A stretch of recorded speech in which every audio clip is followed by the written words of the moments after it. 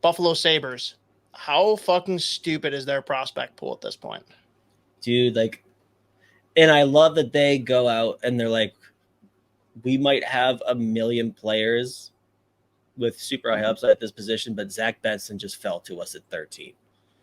And you look at some of the other guys they bring in, like Maxim Strbak, you could have beef with where he went in the second round, because I think he's kind of like, the way that I describe a kid like Strbak is like, that's a kid that could probably play 10 to 15 years in the NHL. You'll never hear his name, but you'll also never hear anyone complain about him. Like, he's a big right shot D, excellent defender, and generally makes the right decision. He can like get out of his own zone, skates well, like he's just is what he is, but he could probably just munch minutes for 10 to 15 years.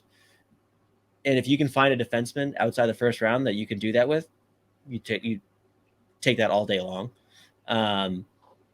So I think part of like the grade there too is just the fact that, yeah, there were definitely a ton of players with, like, you would say, yeah, guy definitely has some super high upside versus a kid like Maxim Strbak. But that's another pick that I like there too. So they're just, again, it's kind of funny because like we were saying with Judd Brackett in Minnesota, like it feels like they went pretty heavy on like need or just, well, no, just like, well, yeah, heavy.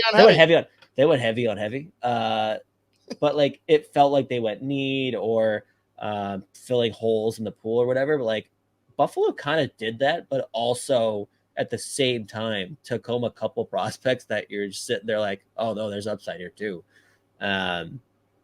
In that prospect pool, and young players that are already playing. That I hate that I'm sitting here in the Atlantic Division like, fuck, I don't even have enough prospects in the Bruins system to like ice a full team. Like there's just not even enough of them. Like, there's just so few because we have no picks. But I just liked overall what the Sabres did, to be honest. Yeah, fair enough. I'm trying to pull up the rest of their picks actually, because I remember there's a couple that I was like, oh fuck, I wasn't even thinking about that guy. Sean Cosgrove, motherfucker. By the way, and another reason that like Strbak's going to do what he does, and you'll just never hear a whole word, Michigan State.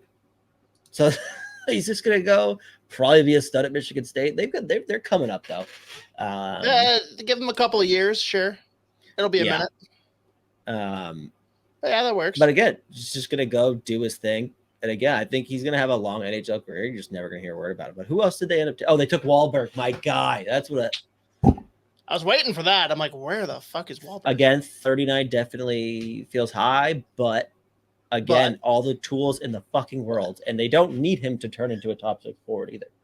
So they can invest in him long term. Like he's going to be a project, but Jesus Christ! And they took Gavin McCarthy. They took a goalie in Ratzlaff who was really good for Canada Holinka. So yeah, the B+ doesn't surprise me at all because they definitely passed on some upside. But the players they took for me are super intriguing. So.